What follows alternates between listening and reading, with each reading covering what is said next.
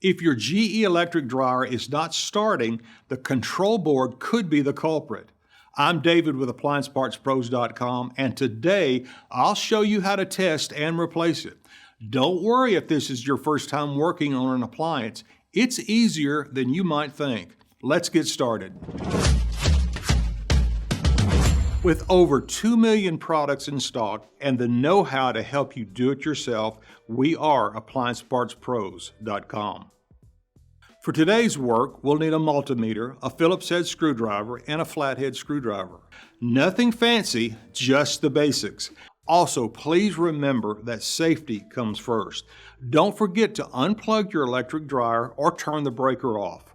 When we're testing the control board, we're checking for 120 volts going to the motor through the belt switch.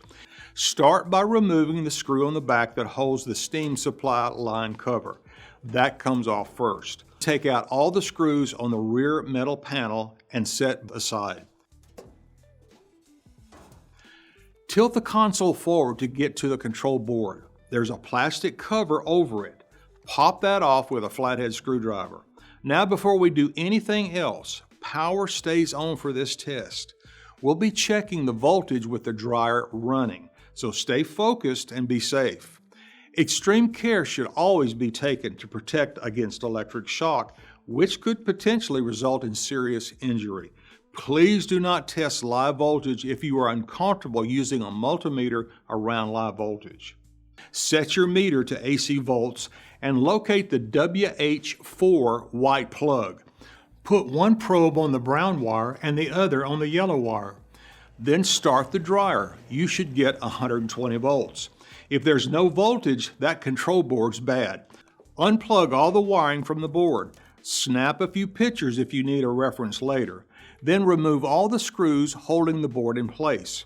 Once it's loose, separate the main control from the front display board. Here's the old control board and here's the new one. If you've already got one, great. If not, you can pick one up at AppliancePartsPros.com. Snap the board into place, run all the screws back in, and plug the wiring back where it belongs. Pop the protective cover on, slide the console back into position, and finish it off with the metal cover. Reinstall the screw that holds the steam supply line cover in place. Nice work tackling the repair on your GE electric dryer. We hope this video helped you get it back into top working condition. We'd love to hear how your repair went. Drop a comment below and share your experience. If you find that you need a new control board, remember you can easily order it from AppliancePartsPros.com, and most orders arrive within a couple of days. Thanks for watching, and I'll see you on your next project.